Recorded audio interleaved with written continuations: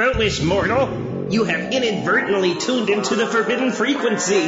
It's Zombie Astronaut's Frequency of Fear.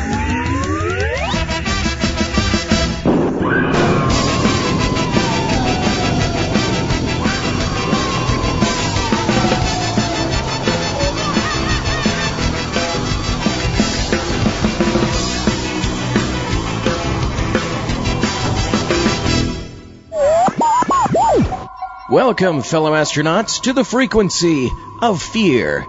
I'm your host, the Zombie Astronaut. Well, it's just been a year since we got to Glendale, and already I'm moving. Zombolina and I now find ourselves moving to Indianapolis. So if there happens to be anybody in the Indianapolis area, drop me a line, as I know nothing about Indianapolis. Seems nice enough. But because of the impending move, just like as with the last impending move, I just don't have time for a terribly time-consuming podcast. So instead, this podcast will feature gems from Bela Lugosi. Some of you may remember my very first podcast dealt with Bela, and I have so much material I just wanted to do a second one. Now, in a strange coincidence, our first bit of Bela also features moving. In this episode of the Texaco Star Theater, Fred Allen finds himself moving, and in the process, runs into our friend Bela. Listen now to this excerpt of the Texaco Star Theater, featuring Fred Allen and Bela Lugosi. Isn't it time for our guest? Well, we haven't any guest tonight, Portland. I haven't had time to look for a guest all week. I've been busy packing up to move. I'm as tired as an air raid warden in Berlin. Have you found... Now, wait a minute. We go 20 minutes without a laugh, and when one... Have you found a new place to live? Well, I went over to a real estate agent on 6th Avenue. The sign said Analik Brothers Real Estate Ventures. I opened the door. A man in a long alpaca coat who was sitting on a camp stool got up and said... Yes, sir. What's on your mind? Well, my name is Allen. I'm looking for an apartment. Apartments are scarce, brother. I only have a one-room suite. It's $400 a month. $400 for one room? Not the whole room. There are 3 other families living in the room.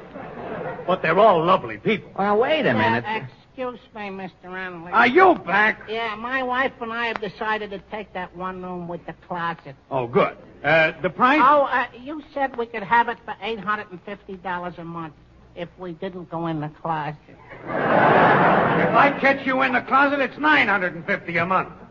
You won't go in the closet? I'll take a note. And before you sign this lease, one more thing. Yeah. Have you any children? Well, Come clean, you!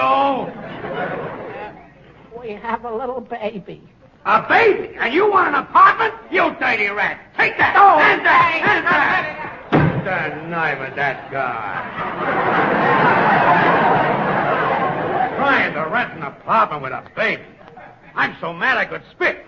Tweet! Oh, now, wait a minute. What about my apartment, Mr. Analik? Well, we're having some fire escapes upholstered. But they won't be ready till the paint dries. Oh, wait a minute. A guy come in a minute ago. He wants to rent his house. Come over here, Bud. Mr. Allen, meet Bela Lugosi.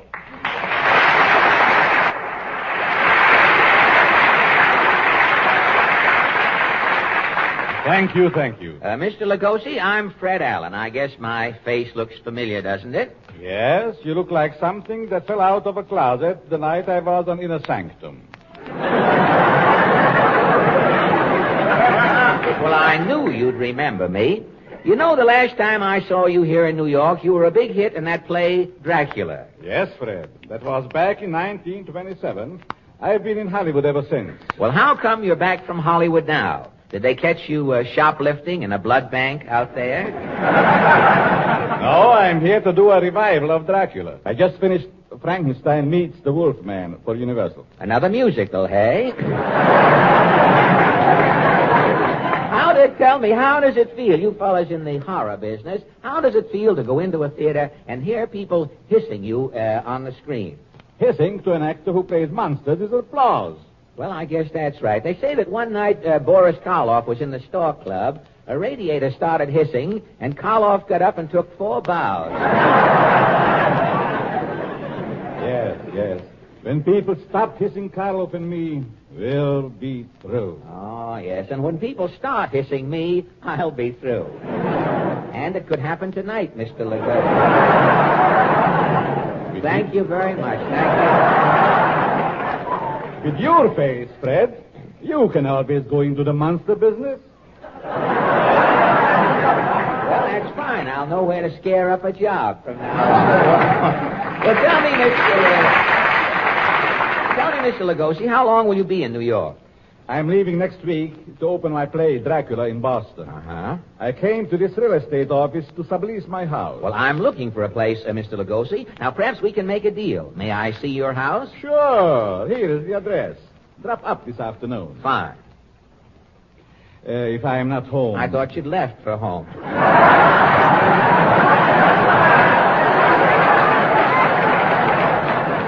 So anyhow, if I am not home, go in and look around, Fred. Here's the key. I'll see you later. So long. Well, after Mr. Lugosi...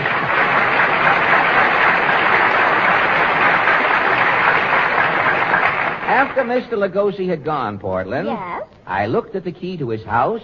It was a skeleton key. Gosh. What did you do? Well, late that afternoon, I started out for Lugosi's place. It was just getting dark. The wind was blowing. A storm was coming up.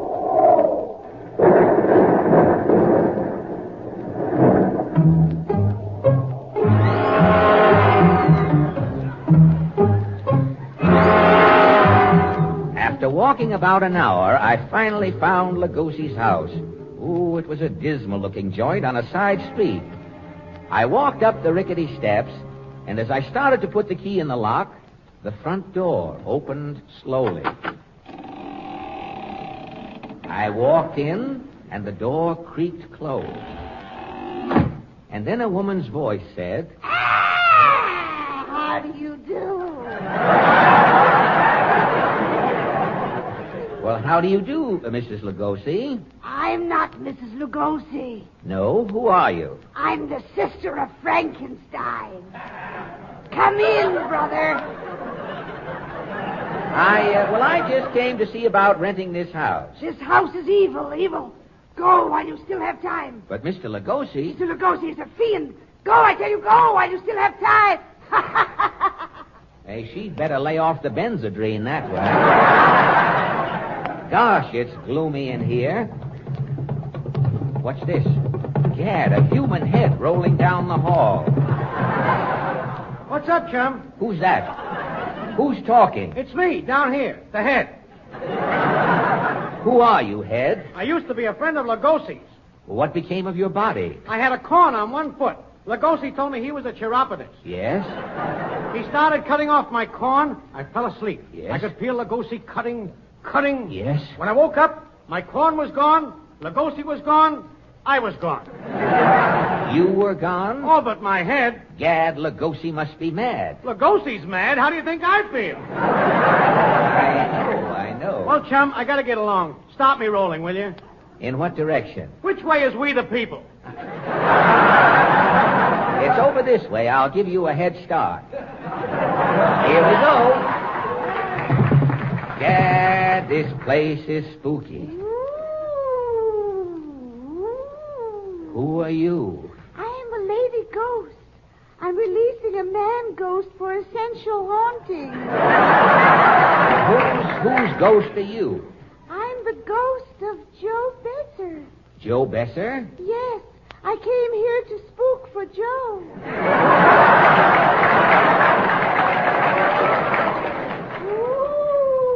Woo! I'm getting out of here. Ah, here's a door. No, it's a closet. Somebody's in here. Who is it? Lugosi. Yes. Lugosi. Gosh, for a minute I was scared, Bela. What are you doing in this closet? I was just hanging something up. I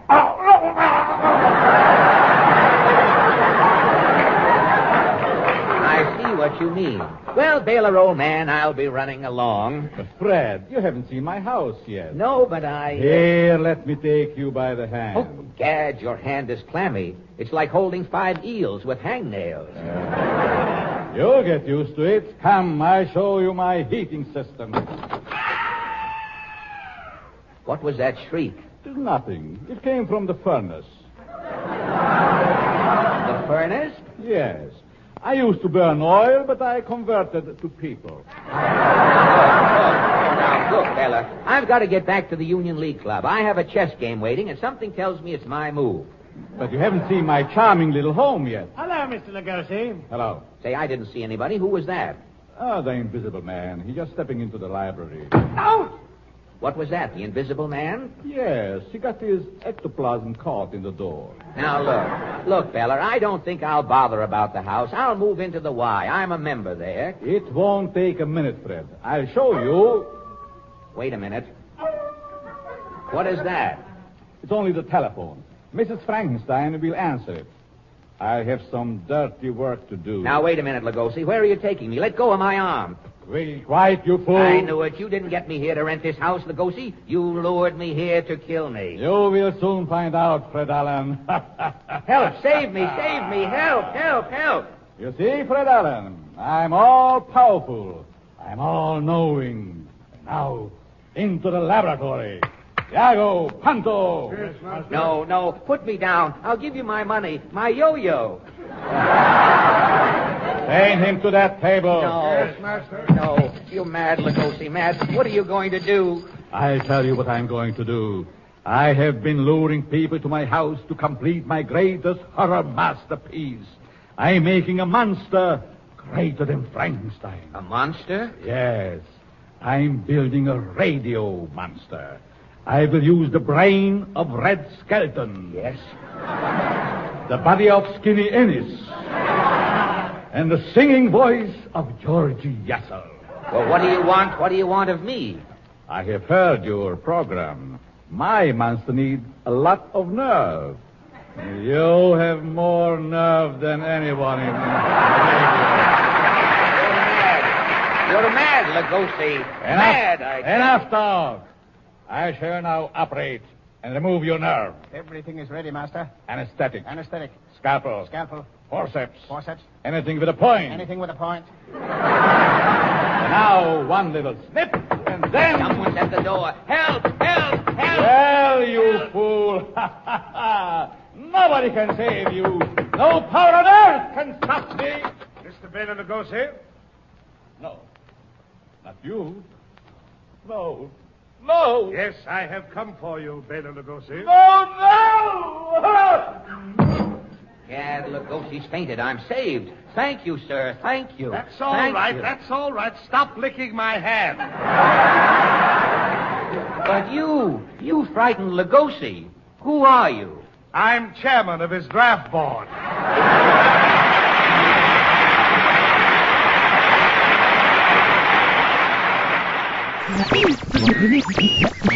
Now, our next Lugosi recording is an episode of Suspense, but not the radio show. This is an episode of the Suspense television series. It actually translates okay to audio for the most part. There's a little bit at the end that might be a little confusing, and I'll explain it later so as not to ruin anything. But this is a complete and total reworking of the Cask of Amontillado.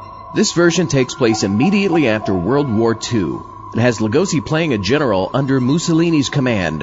How does Poe fit into all this? Well, just listen. Here's a Suspense episode, The Cask of Amontillado.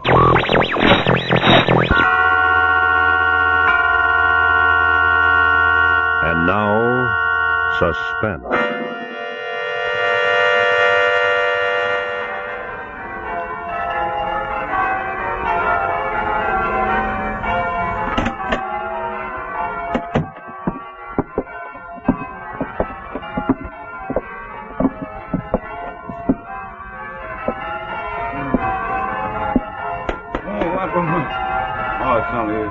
Hey, did you hear the bell, Sarge? The war is over. Look, this No gent... way. Let me sleep. This gent wants to make a deposition. He says he saw a murder. Wants to get it on record. Hey. Gent. Murder. Deposition.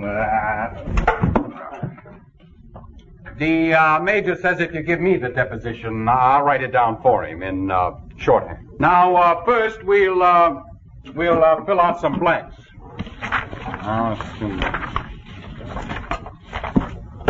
Okay, Count. Spill it.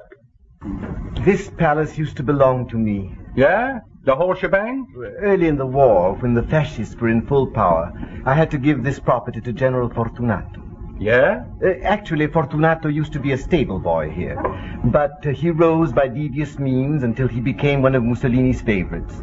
And after that, a general. Now, look, Duke, just give me who got killed, who killed, and how come you've seen it, huh? Now, first, we'll have the place, and then the time, and then the respective parties. The place. Yeah.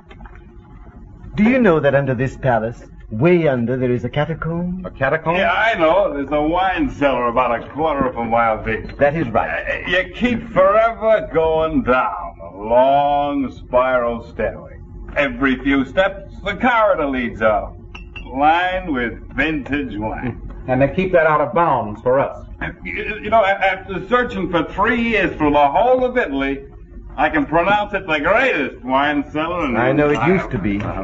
Okay, now, Count, place of murder, huh? Well, the catacomb is at the bottom of the spiral staircase.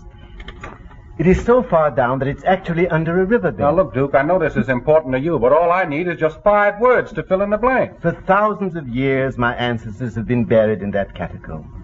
And down Your there... Royal Highness, I'm telling you, baby, I don't need all that. All I need is just 5 words. Way under there is where the crime took place. Ah, that's better. Murder, catacomb. Next, time of murder. Time. Now, what do you say, Prince? Let's blow your nose and get on, huh? Time of murder.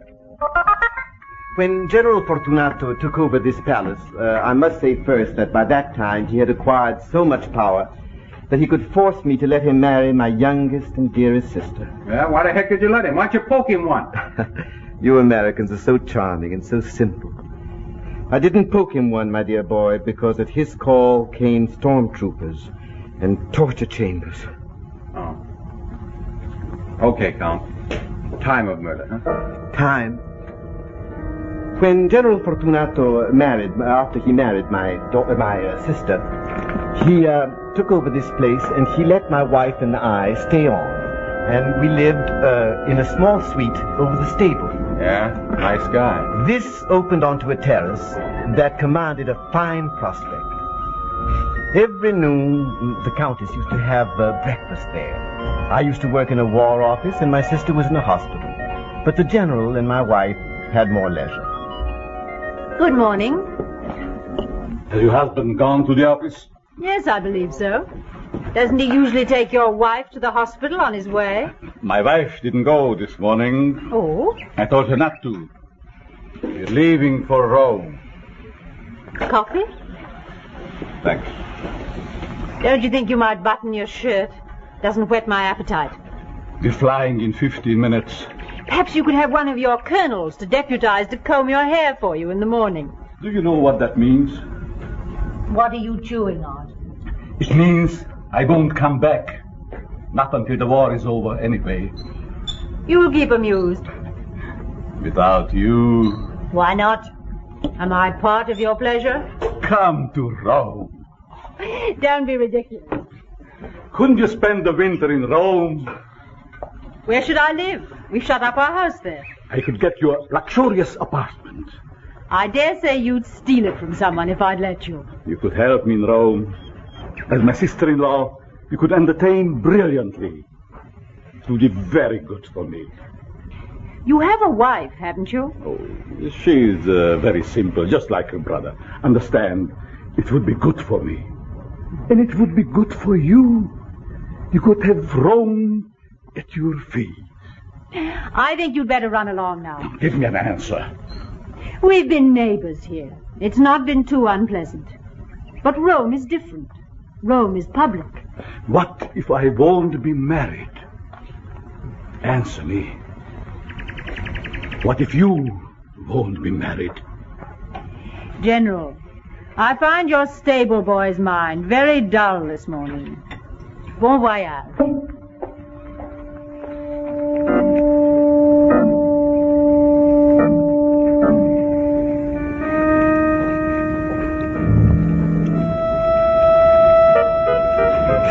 Yeah? And then? Exactly 1 year later, the general sat in the same chair. By that time, my sister had been killed in an airplane accident, and my wife was living in Rome. On April 12th, the general came roaring up from Rome in a Bugatti of mine he had previously taken over. He invited himself to dinner. And half an hour later, the murder took place. Are you finding yourself game? Dogs! 2 storks nesting in the chimneys. And one glass window when an old lady shook her hand at me. I regret very much that I have to serve you myself, but since the war, you know. Who cares while we have that salad?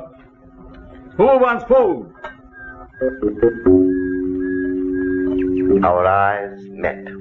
I knew why he had come north, either to kill me or to arrange for someone else to kill me. I really didn't care. I had come to a point where life or death held no preference. In that warm April sunlight, the red wine glowed and gurgled like blood, and I gave up. What hope for me? He was Iluch's darling. He had a secret police of his own. Actually, I suppose he thought he was being very decent to come in person. He might have sent his agents in the night. Well, my friend, what do you hear from your wife these days? She's in Rome, isn't she? How should I know? You're the husband. Surely the husband knows of the wife and her whereabouts. She spent the winter there, I believe, trying to secure a divorce. Do you have a cigarette? Yes. A handsome case. From an admirer. Well, now, any success with that divorce? No success. And how's that from your point of view? I regret it. It was always a misalliance. A divorce would keep me and would save me from living in fear. Fear? Yes. I often think to myself, supposing that a person of great power would want to marry her. A divorce is impossible. Therefore, this person of great power could only marry her if I were dead. You don't mean that you fear for your life? Every moment. Come now, come. Oh, what romance you fill your mind with. Not at all, no. She has always been attracted by power. And she attracts power. The end is inevitable. You know, that is my third battle, waiting for you to cook that nasty little meal for me. I regret that it is the best that I can offer. Well, it is a long, long life for both of us. And a happier conversation. By the way, apropos, that reminds me. Last week, a black marketeer brought me a cask of Amontillado. Amontillado?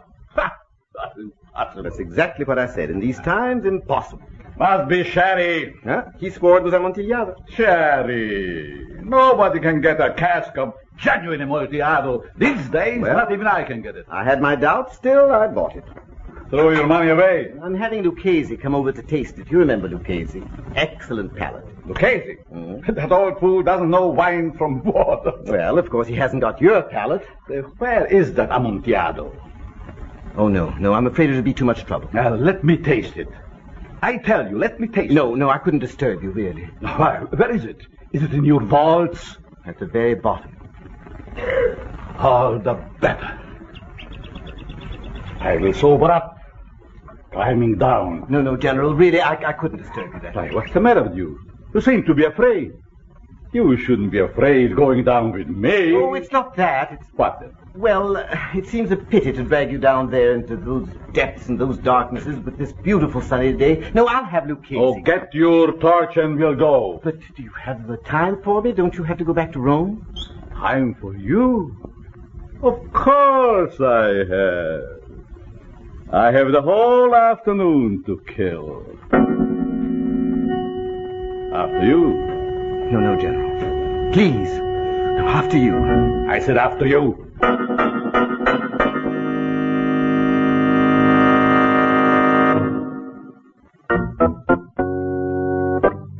I had trapped myself. Of course he was anxious to taste the Amontillado deep in the vault. What neater way could he be rid of me? I think I must have mentioned the wine on purpose, because I was hopeless. The least I could do was to give a little help to the inevitable. As we kept climbing down, gradually a curious peace filled my heart where the panic had been.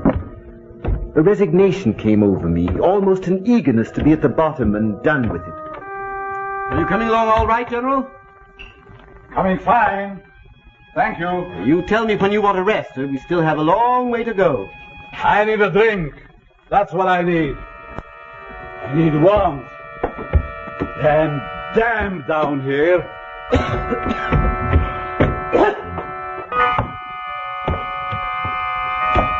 General.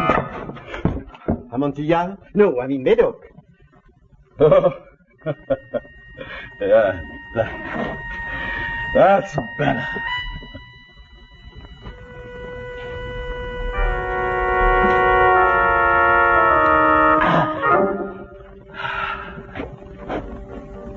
As a matter of fact, we've gone down far enough. Let's forget the Amontillado. No need to go any lower. It's silly. Let's make a finish of it right here and now. Sit down, dear fella. Need a minute to catch my wind. Now sit down.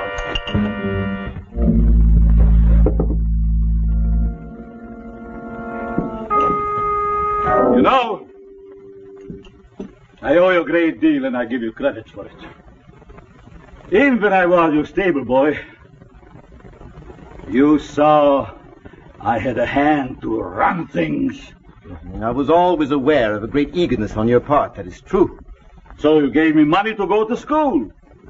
3 years, and I was back here and manager of the whole place.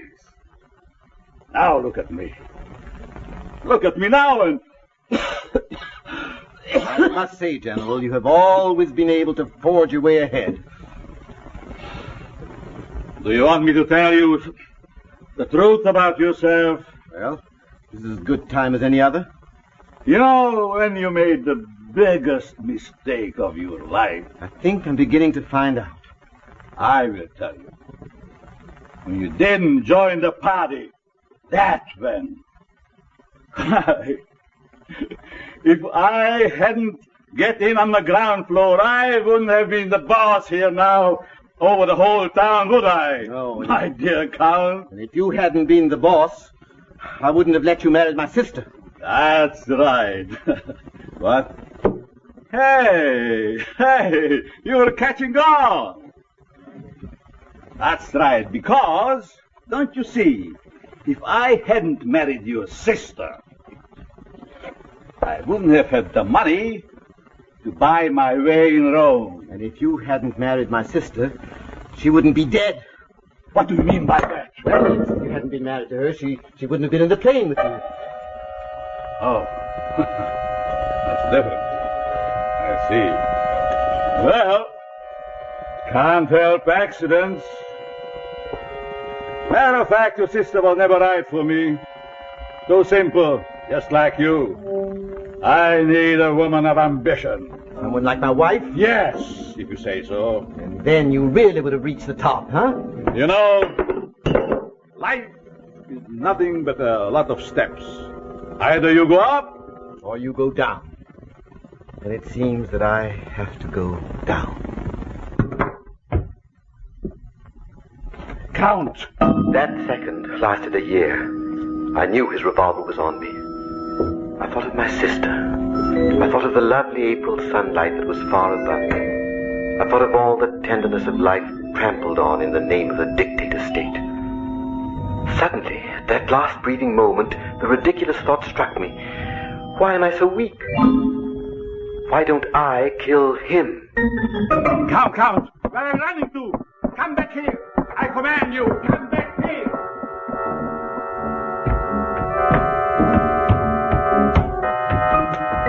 Count!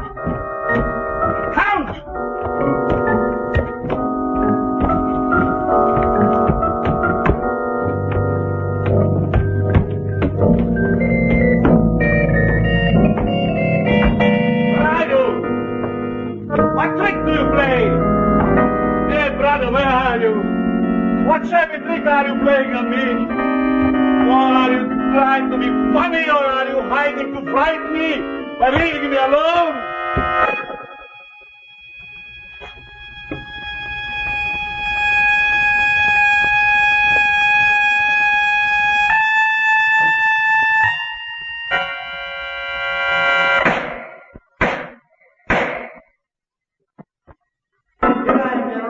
Here at the bottom.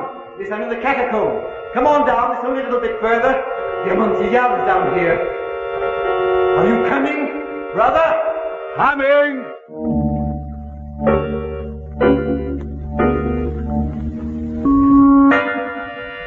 Hello there! Hello! I'm at the bottom now. Where are you?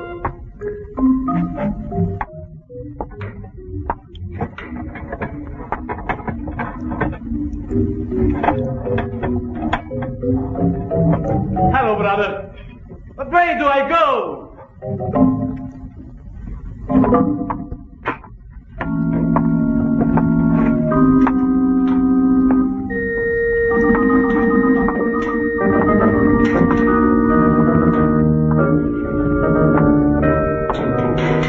Hello. Hello, hello. Here I am, General. Right ahead. Waiting. How you relieved me. I thought I lost you. Did you hear my gun? Oh, I'm so awkward. I always stumble when I drink. Yeah. That's very damp here. The walls are dripping water. Are we under the river now? I feel the dampness in my bones.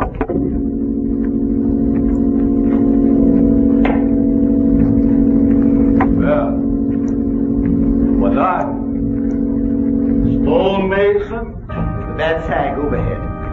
Last week I ordered them to wall this end up for support. I see they haven't finished. That's dangerous. Oh, yes. At any moment now, it might be the end for either of us. Oh, I hope, General, you don't mind a few bones lying around. It's only my family, or I should say, our family. Yes, I thought I ought to clean the vault out before they sealed it.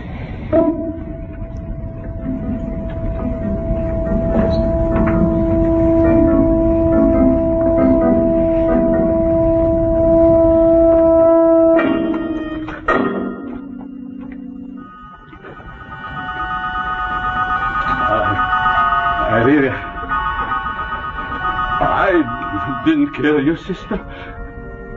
It was an accident. Pure accident. And your wife, she came after me. She came. I swear it. Would you like to be buried with my ancestors? You wouldn't dare shoot me. If you don't back into that vault, I will. They would find me, and they would kill you. They would torture you. Back into that vault.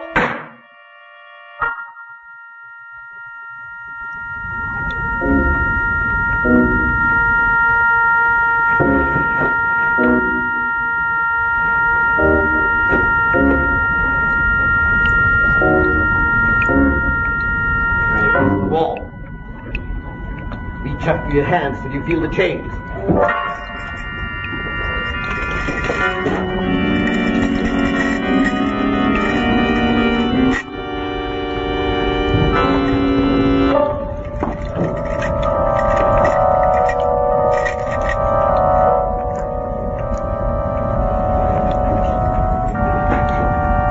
Why don't you shoot me?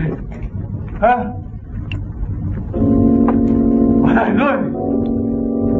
What is it? Are you warning me up? Don't warn me up! Shoot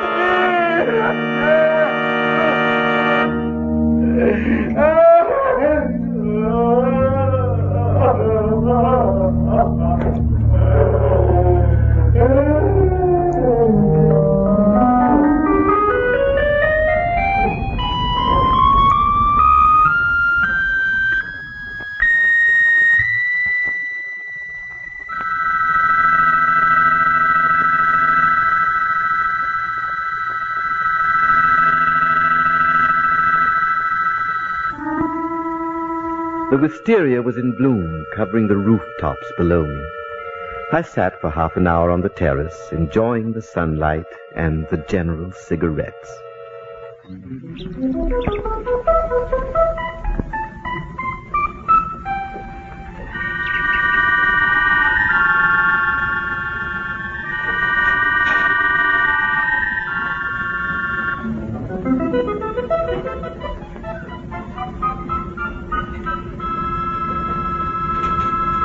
Then what'd you do? What'd you do then? Then I disappeared. I went into Switzerland. And then I came back, and I joined the underground. And always I say, when the war is over, I will tell my story. And may justice be done.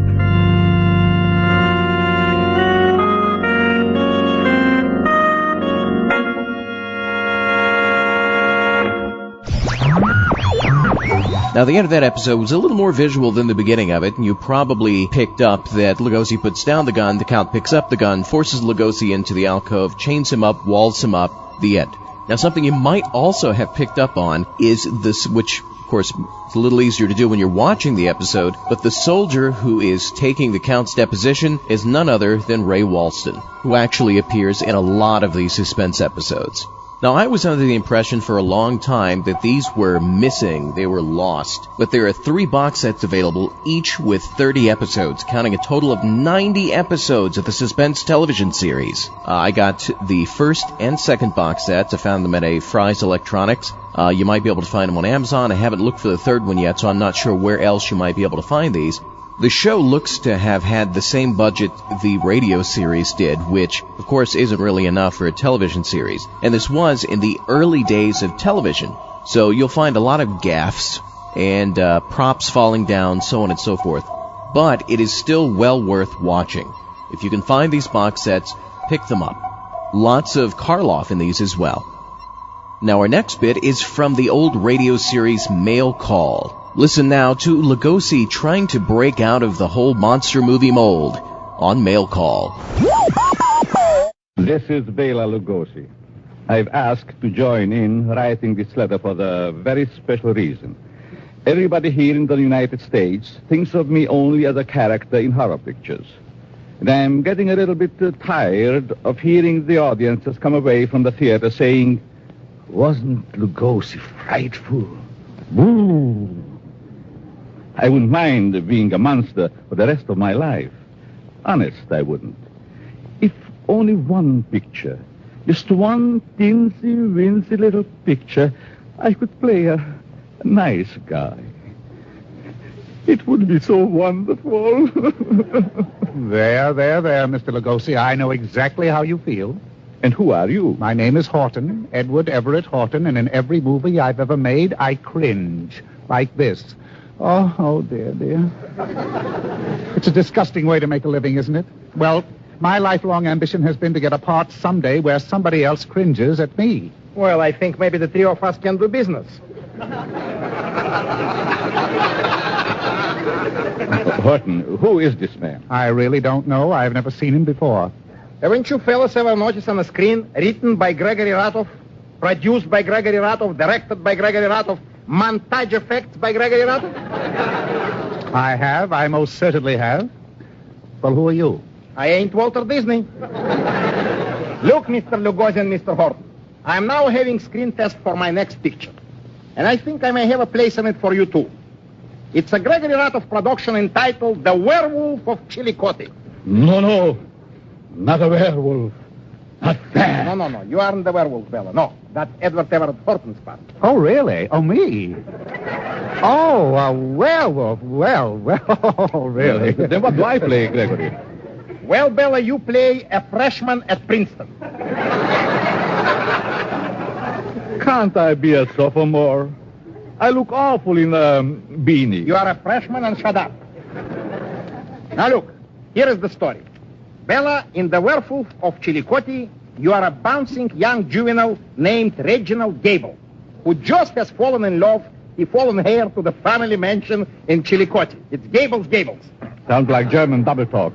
But there is a rumor about Chillicothe that in a dark, dark cellar of the old mansion lives a werewolf. Oh, how horrible. Oh, my. A werewolf? Yes, and that's you, Eddie. Me? Yes, you're the werewolf.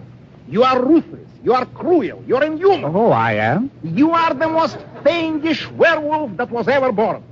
You are half wolf, half tiger, and half man. Oh, right. Oh, now, wait a minute. That's 3 halves. Well, it's a big part. How is my makeup, Gregory? Do I look like a romantic young college boy? Bela, pull in your fangs. What? Fangs.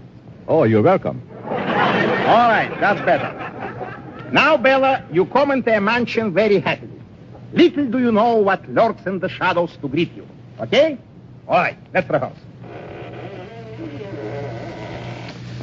Here I am in my grandmother's ancestral mansion. Not much like the happy frat house back in Princeton, is it? Cut!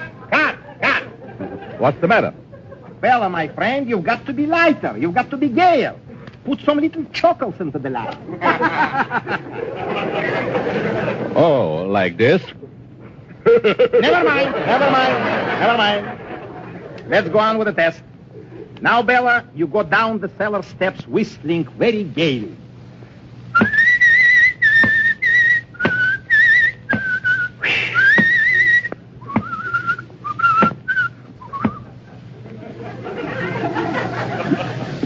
Is that all right? I've seen more gaiety at the wake, but it'll have to do. Now, look, Eddie. There is where we get our first glimpse of you as the werewolf. As Bela comes down the stairs, you are crouching in wait for him. Yes, Mr. Radolph, yes, I'm crouched. You leer up at him as he approaches you. Oh, isn't this exciting? And then you spring at him with a frightening noise. All right? Action! Leer, Eddie, leer. I'm leering. Now spring at him with a frightening noise. Boo! Cut! Now look, Eddie. Do you think that would frighten Lugosi? Well, really, Mr. Radolph, he's a big order to frighten. Couldn't I start off by frightening Shirley Temple and sort of work up? Never mind. Go on with the scene. Now you howl, Eddie. Howl? Yeah. Was that the howl I heard? Oh, no. It was nothing but the wind blowing through the trellis outside the rumpus room. And yet, gee willikers. That sounded almost human. Isn't this eerie? No, it's Chillicothe. Now look, Bela. You catch a glimpse of this horrible creature, and now you cringe. Go ahead. Cringe. Oh. You call that a cringe? Really, I could cringe better than that when I was still in grammar school.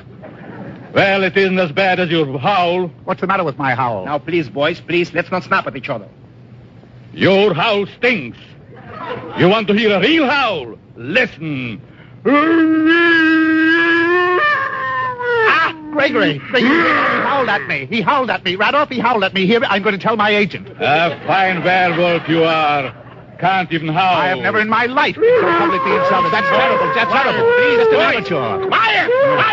Quiet, please. Who do you think you are, Bela Lugosi? Gentlemen, there is nothing to fight about. I'm going to give you both contracts in my new picture. Really? You like our characterization? They are wonderful, sensational. All you've got to do is just to sign right here. You mean you're really going to sign us to act these parts? Who said anything about acting? I'm signing you both as stand-ins. Stand-ins? Well, who plays the parts? Gentlemen, this is a Gregory Rat of production, and naturally I'm playing both of the parts myself.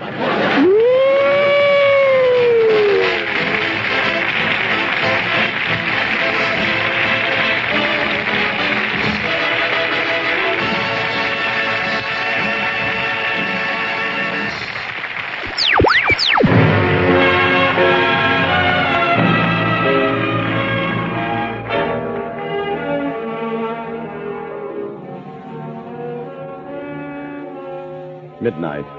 On a lonely hilltop, its black gables and chimneys stark against a dismal sky, stands an old mansion, dark and forbidding. A chill wind sighs among the eaves, and somewhere a dog howls. Now, into this melancholy scene comes a woman, alone. She is walking up the path toward the house. Now she stops, leans down to look at a small white sign beside the path. She reads, House for rent. To intelligent lady. Apply after midnight. I'll bet I'm the first one here. Oh, this is my lucky night. I'll go up and knock on the door. My, what an unusual door knocker. A human skull and a blackjack. Well, I guess I'll just have to do it. Well, excuse me, won't you? Yes, pardon me, I'm awfully sorry. I have to do this. There was no place of knock. Good evening. Oh, good evening. I saw your sign, House for Rent to Intelligent Lady after midnight. Well, it's after midnight, and here I am. I believe in that old saying, it's the early worm that gets the bird. I'm so glad you came. Do come in, won't you? Oh, thank you.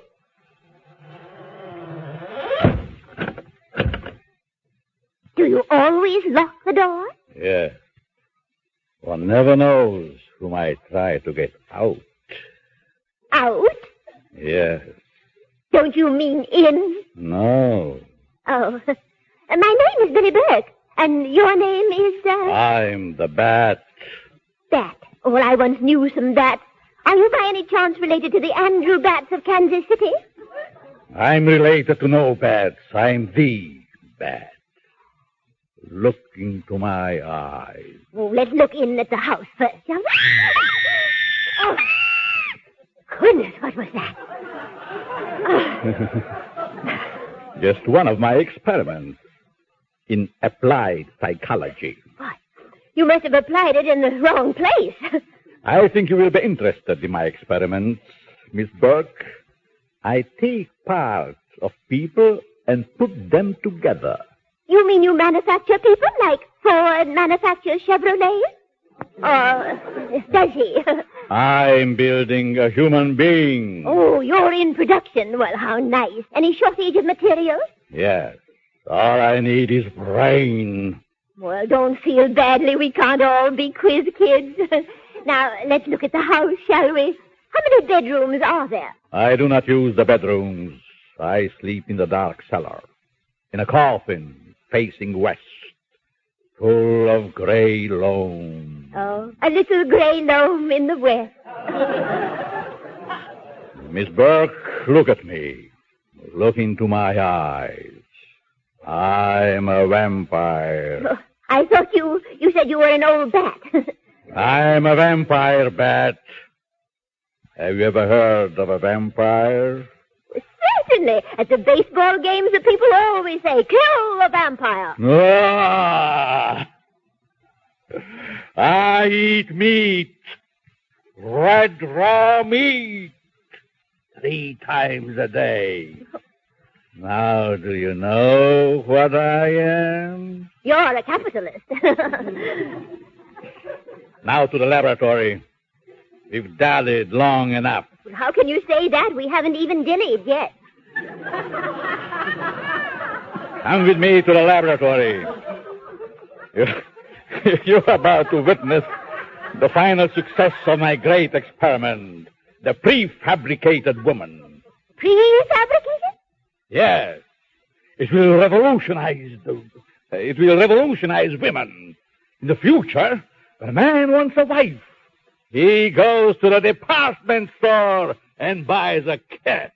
Well, I don't think I'm interested in your kits or cats, Mr. Bats. I only wanted to rent a house. I know. That's why I put up the sign. I wanted a woman with a brain. You, Miss Burke, will furnish the brain. But I don't have one to spare. Look into my eyes. I will hypnotize you. You will sleep. Brain shall be placed in my artificial woman. She shall live. She shall succeed at last. Stare into my eyes. Deep. Deep. Deeper. Can't stare any deeper. I'm looking at the back of your head now. What do you see? Kilroy was there. Ah! What does it take to make you sleep? A little glass of Ovaltine. That settles it. My experiment is a failure. I shall never get a brain. Oh, don't be discouraged, Patsy. I know where you can get one. Where? Where, Miss Brooke? Where? Eastern Columbia, Broadway at 9th.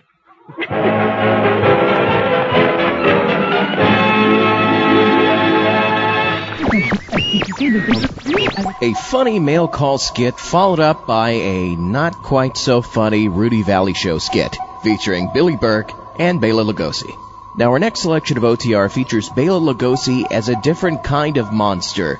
Here's an episode of Crime Does Not Pay entitled Gasoline Cocktail. Crime does not pay.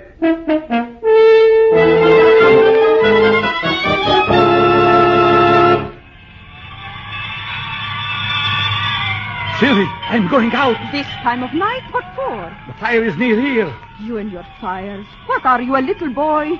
Stop chasing fire engines. Grow up. That was my mistake, growing up. Of all the silly things to say. Silly, that. What else is there to do for excitement? I could mention a few things, like taking your wife out, for instance. I mean real excitement. Action. Like the ladders going up, the hoses dragged up the fire escapes, people jumping into nets, all the bells, the sirens. Oh, what's the use? They're coming back already. A small fire. Someday there's going to be a real fire in this neighborhood. A real fire. Nick, stop it. When you talk like that, you frighten me.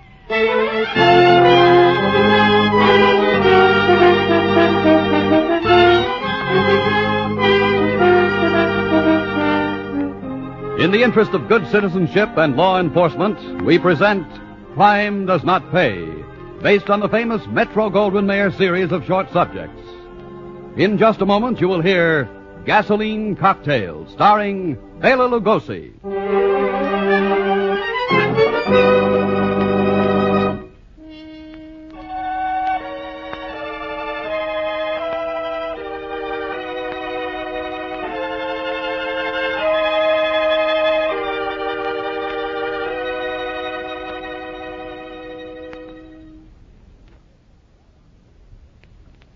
Now, Crime Does Not Pay, starring Bela Lugosi as Nick Segadin in Gasoline Cocktail.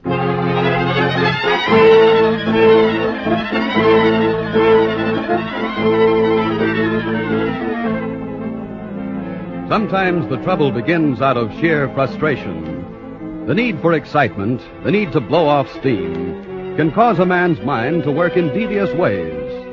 There's the thrill hold-up, the beating administered more to the world at large than to the immediate victim. The theft for the sake of the dare it represents. With Nick Segadin, it was the lighted match, the licking flame, and of course the roar and scream of the fire engines racing through the city streets. Two lines in the front door. Line up 74 and 56 engines. There's pipes standing by. Third floor's gone, Chief. All right. Pull out the men from 25 truck. Denny, turn in the second. This one's too hot for us to handle without help. Yes, sir.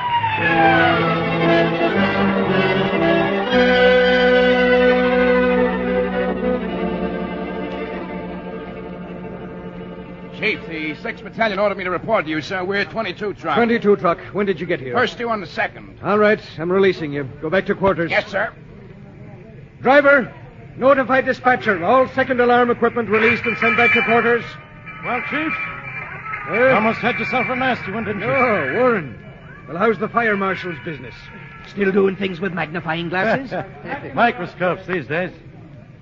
I see you had 3 boys hurt. Nothing too bad. Punctured hand, cut cheek.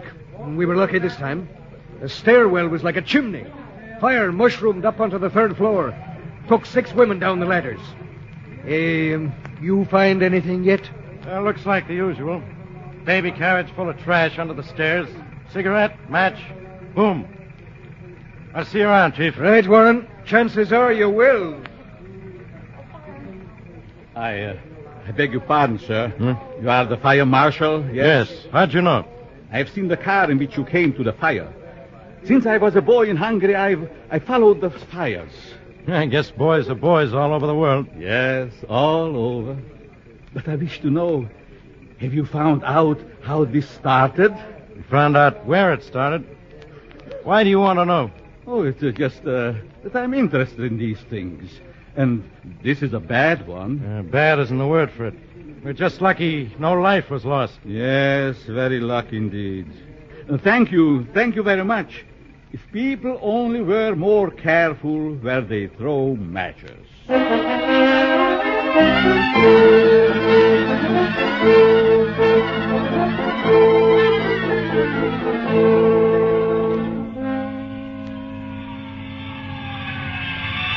Sylvie, I'm going out. This time of night? What for? The fire is near here. You and your fires. What are you, a little boy? Stop chasing fire engines. Grow up. That was my mistake, growing up. Of all the silly things to say. Silly, is it?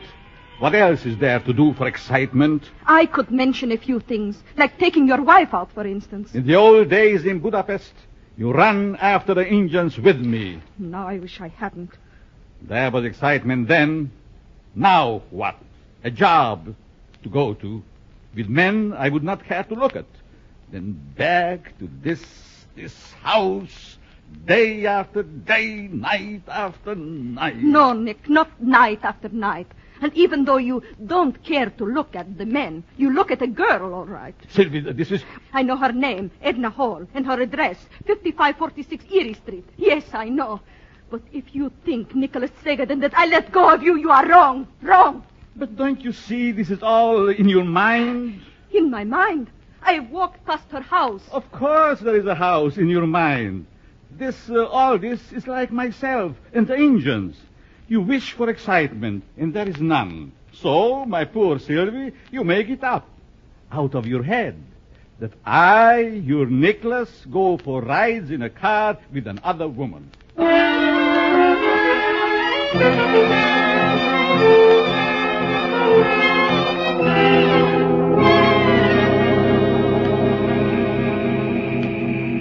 Tonight, my dear Edna, tonight you are more lovely than I ever seen you. Oh, Nick, you're teasing me again. Listen! What's the matter, darling? You hear them, the fire engines. Oh, that, yes. I will go to the fire, too. Nick, you're like a little boy. You do not mind this? No, I don't. But a cop would mind the way you're passing red lights. Oh, for a moment, I think I'm really driving the big truck. But you're not. Oh, Nick, there they are. See all the red lights up there? I see them. Edna, you're excited, too. Oh, who wouldn't be? It's nothing. They haven't even taken the hose off the hose truck. There's nothing to watch. Why, Nick, shouldn't you be glad it wasn't much? But perhaps it was discovered too soon. Oh, yes. I'm glad. Now, let's stop here, near the park. It's a good place to stop, huh, Edna? Oh, yes, darling. Oh, Nick, I wish I could bring you home with me. But you know how Dad is. He thinks you're too middle-aged for me. Perhaps I am. Oh, you. Nick. Nick, you're wonderful. And you are more than wonderful. I cannot be without you. Is this a proposal, Nick? Are you asking me to marry you? I cannot ask that, my beloved. She's not well. There cannot be a divorce. I'm sorry, Nick. I guess you'd better take me home. So, you too are like all the others. Nick! The rides, the kisses, but always we must be married. Is love nothing in this country without marriage? Nothing? Nick, people will hear you. Oh, so let it be. I'll take you home. Again, I'm rejected. But there will be a day A day for Nicholas Sagadin will come soon.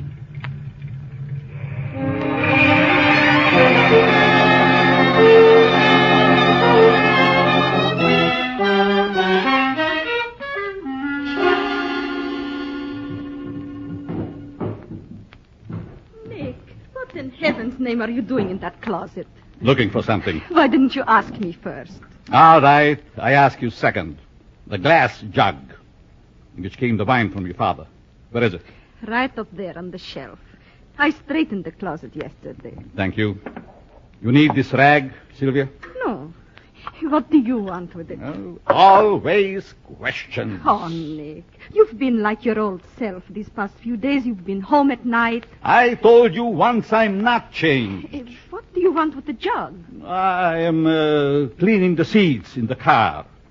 So I will draw gasoline from the tank into the jug, and with that rug, I will wipe. Very simple, isn't it? Oh, be careful, won't you, dear? Careful. Yes. Gasoline burns and explodes. Be careful. Yes. I will be careful. Very careful.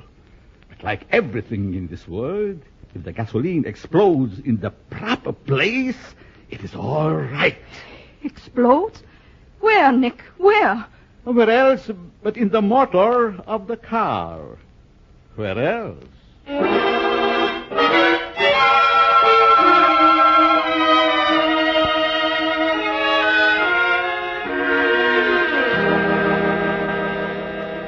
Almost ready to turn out the light, Jen? Yes, I am ready, Edna. All right, hop her to bed. Oh, your bed is softer than mine. That's one reason why I like to spend the night at your house. What's the other reason? I like to talk in the dark like this. What about, Jen? Oh, just anything. It's easy to talk in the dark. That's why I come over. You know, Edna, you're only a few years older than I am, but you know so much more. I'm flattered. I wish it were true. Jen! What's there? Through the window. Somebody threw something. It's burning!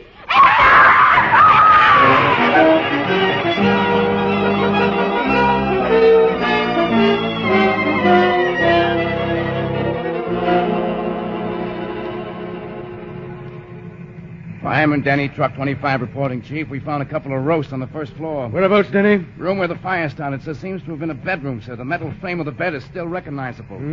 Anything on the man in the other bedroom? Yeah, doctor says it's smoke poisoning and shock. He'll be all right. Okay. And there's a public ambulance coming down from City Hospital. Now have it take the bodies to the morgue. But don't bring them out on the street until the ambulance is here. Yes, sir. And notify the dispatcher I'm releasing 22 truck and 74 engine. Well, if it weren't for those two deaths, this might not have been as bad as it looks.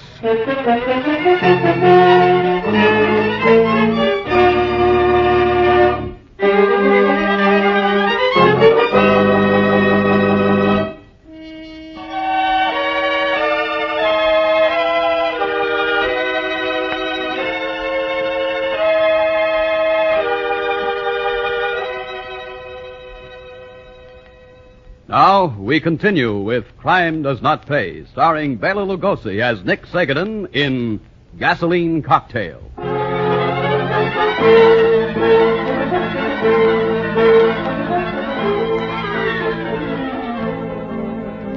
Whenever death has been caused by fire, even under the least suspicious circumstances, the fire marshal is joined in his investigation by the district attorney's office and the police. Therefore, the day following the death of Edna Hall and her guest Janice, 3 men checked over the wreckage of what had been the girl's bedroom. Fire Marshal Warren, Assistant District Attorney Morrison, and Detective Stein. The girls must have been sleeping soundly for it to get so much headway. A neighbor who pulled the box said he heard what sounded like an explosion. Seen anything of a gas heater or an oil stove? The building's steam heated. Oh. The men on the first truck to respond said it looked like an oil fire to them. Hello. Find something, Marshal? What's this look like to you, Morrison? Piece of glass. It's too heavy for a light bulb, but... What do you think, Stein? Oh, perfume bottle, maybe. One of those things girls like to have on dressing tables. It's a mighty big bottle. Look at the curvature of the glass. Yeah. I see what you mean. Or wouldn't the heat of the fire have melted it? Not without blackening it some. Anyhow, I found this in a corner behind the fire. Behind it? In this oven? Yeah. Notice that corner near where the window was? Barely a smoke mark.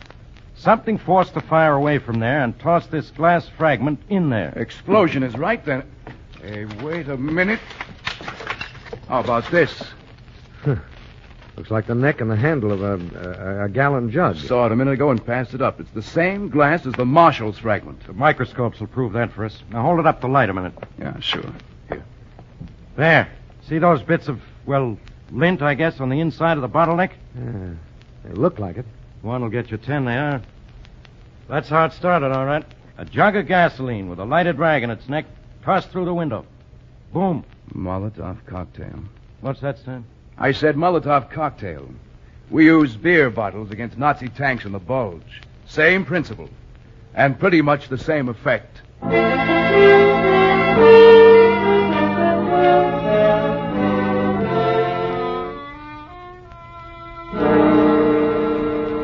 We'll try not to be too long, Mr. Hall. In fact, I'm sure the doctors won't permit us to stay more than a few minutes. That's all right, Mr. Morrison. Anything I can do to help. We're convinced, Mr. Hall, from various bits of physical and chemical evidence that the fire in your daughter's room began with a gasoline explosion. Yes, we think it came from outside, Mr. Hall.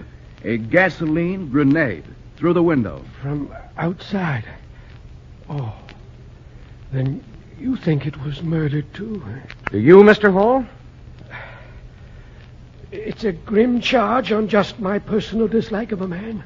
As someone who had cause to, want your daughter out of the way? Yes. She thought she was in love with him. I refused to let him in the house, and she was meeting him outside. I knew it. Then she found out he was married. She broke it off with him. He was... I didn't like him, that's all. Do you know his name, Mr. Hall? Yes, it's Nick Zegedin. He worked where Edna did. You can get his address there.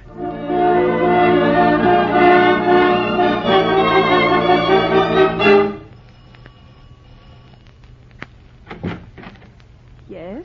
Mrs. Zegedin? I am she. I'm from the district attorney's office. My name is Morrison. This is Fire Marshal Warren, Detective Stein.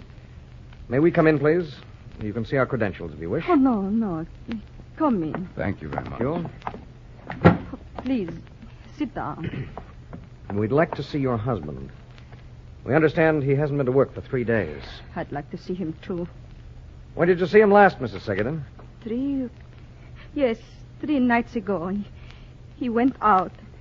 He did not come back. Did he do anything funny that night, ma'am? No, nothing. Just he went out to clean the seats of the car. With what, Mrs. Segedin? Oh, with gasoline. Where'd he get it? The gasoline, I mean. Oh, from the car. In a glass jug in which Glass we had jug. wine. Well, that makes some sense. What do you think he has done? We think he killed someone. A girl named Edna Hall. And we think he used the gasoline. You better tell us where he's gone, ma'am. I don't know. I knew she was dead. I saw it in the paper. I don't know where he went. One question, ma'am. Does your husband have any family anywhere in this country? Yes, an uncle, Joseph, in Miami. But he wouldn't go there. Thank you, Mrs. Segedin. He might not go there, and then again, he just might. All right, Stein. It looks as if you're going south this year, if only for a day or two.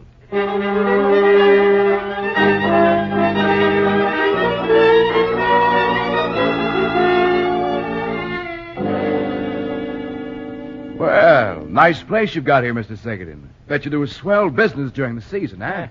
Good, not so good. We get along. You see what you like? You betcha. 5 pounds assorted. 5 pounds we must make up. It's not ready. Not many 5-pound customers this time of year in Miami, huh? Not many. You do not mind waiting? Oh, no. Go to it. From what I hear at the hotel, sweet spies Segedin are worth waiting for. You try a truffle while you wait, yes? Hey, thanks. Yeah, that's good. Very good. A service like this we don't get in New York. You live in New York? Yeah.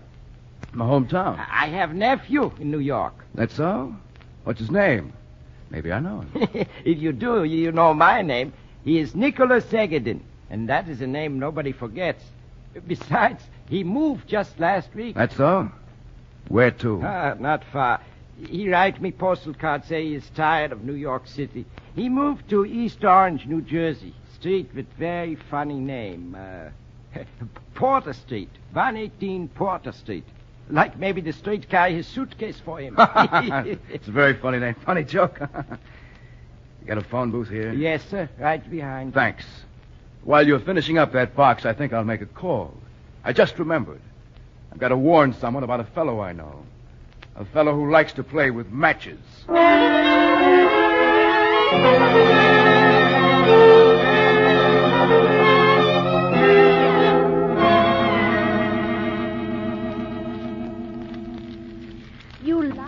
You like the fire in the fireplace, Nicholas. Very much. Why? You stare at it so. All day you watch the fire. I'm lucky, Lena. When I rented the room from your mother, I didn't expect that her daughter and the parlor, fireplace, and all were included. Nicholas, you make fun of me. I should say not. But of course not. Then the log falls, so it always makes me jump. Time for another log, isn't it? No, it is too warm in here, Nicholas. You do not need another log. The fire will be too high. Fires are never too high, Lena. Watch the flames. See? It's like a dance. So light, so graceful. But such power, such strength in the flame, Lena. Even from a little match. A whole house sometimes from a single little match. Nicholas, you must not talk like this. What then? Must I talk about your eyes, your hair, your pink cheeks? You do make fun of me, Nicholas. I don't know about flames, but I know when someone makes fun of me. You are a silly one. Come back here. No, I will go upstairs. I don't like you, Nicholas. I thought I did, but I don't. What's wrong with me? Lena, my dear. I don't know. Inside, maybe something is wrong. No, Nicholas, I do not want to sit and talk with you anymore. They all run away like rabbits, and they don't know why. Tomorrow I find another room. I cannot live with rabbits, but this rabbit will feel my anger. This she will know before very long.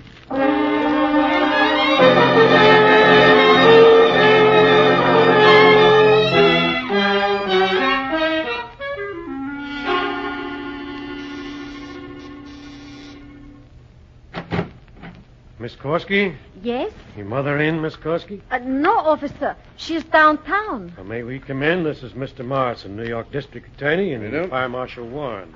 Fire? Yes, you may come in. Right, gentlemen. All right, Mr. Morrison, you can take it from here. Thank you. Miss Korsky, is there a roomer here by the name of Nick Segedin? Nick?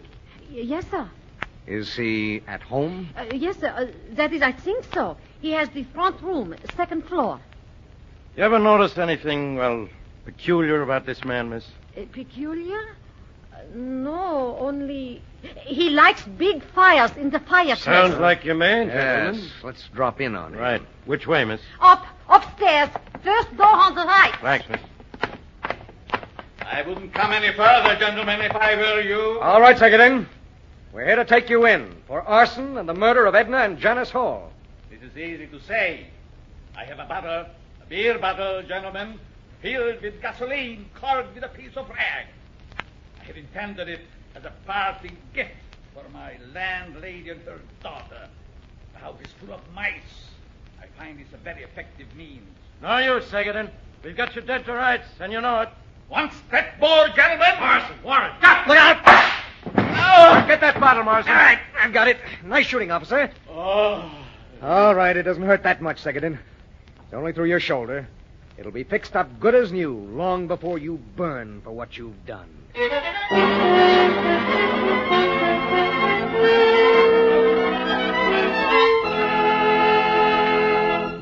Crime does not pay.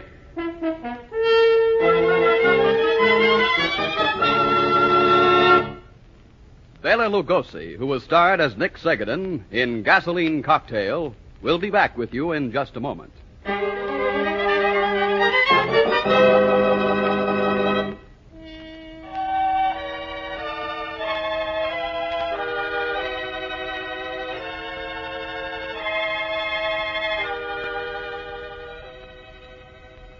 Now, here in person is Bela Lugosi. It is perfectly possible that Nick Segadin is more to be pitied than censored. Legally, Nick was sane, and he paid the penalty exacted by society. But society itself bears a large part of Nick's guilt. Nick never found proper training in education. Nick never found the opportunity to release his energies in the right direction. So you see, as always, it comes back to us, the responsible citizens of our community. If we see to it that the roots of crime, the social conditions which breed gangsters and warped people like Nick are removed, we will have taken a long step on the way to a better world for ourselves as well as the criminals.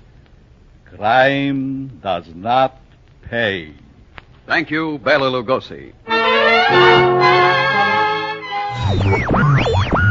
One of the great stars of the stage and screen. And Bela, I can make that introduction without any qualms and without any reservations because I don't know whether you know it or not, but Bela Lugosi, of course, always appears in the vampire pictures, Dracula, and so forth. But among the trade, he is considered one of the finest actors ever to come out of Europe. And that was many years ago, Bela, wasn't it? I think in Hungary? Yes, in Hungary. But first of all, before I answer any question, Jack, let me tell you, it's a very pleasant surprise coming back after 8 months from England to get such a wonderful break to be on the television and you interview me. And it's our pleasure to have you, believe me, because it's always wonderful meeting you, and we're not just throwing plaudits around here either. Incidentally, I do want to comment on one thing, how wonderfully well you look. You look as though you had a rest over there. You look as though you have complete ease of mind coming back. Thank you. That is very good to me. I can say that. Now, you see, I'm 30 years here in America, and 8 months ago, I was called to come to England to revive the American version of Dracula. Doesn't Dracula ever end for you? No. Dracula never ends. I don't know whether I shall call it a fortune or a course, but it never ends. I don't know whether I shall brag or complain about it, but Dracula is the only picture in existence in all the world which, since it is revived, since it is made in 1931, it is the only picture which is revived in every city in America every year. Well, you know, some people, Bela, would consider that a curse, and some would consider it a very good omen, because probably as a result of Dracula, I make a living. Well, and you were typecast. You know, you've made many other pictures of its type, vampire pictures and mystery pictures and things of that sort. But at the same time, I know you are always yearning, as all actors are, to do a different type of stage vehicle. What would you like to do? The romantic? No, I would prefer to play comedy. You see, after I finished now playing a half a year Dracula on the stage, I was called to make a picture here in London called Vampire Over London. It was a horror part, but the situation was so funny that really it causes laughs. So I really enjoyed it. You know, Fred Allen wants to do Hamlet. Jack Benny wants to do Hamlet. Bela Lugosi wants to play the Cyrano de Bergerac.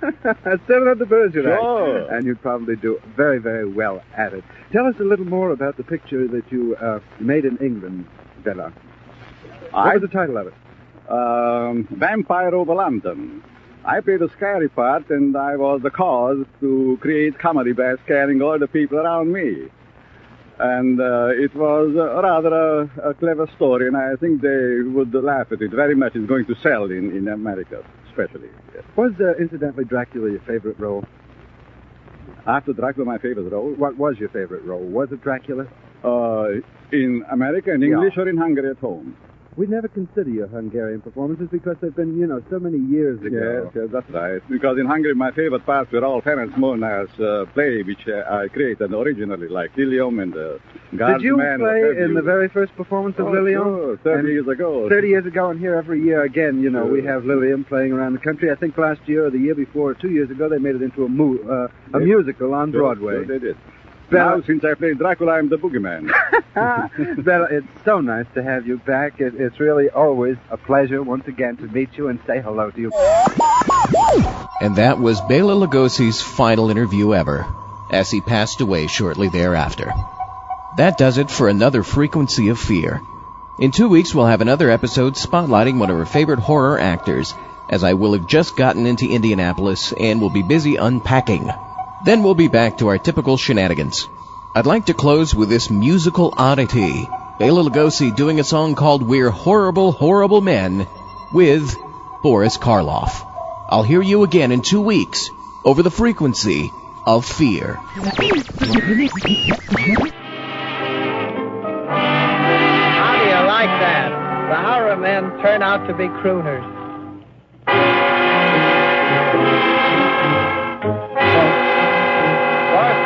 And Bela Lugosi sing, We're horrible.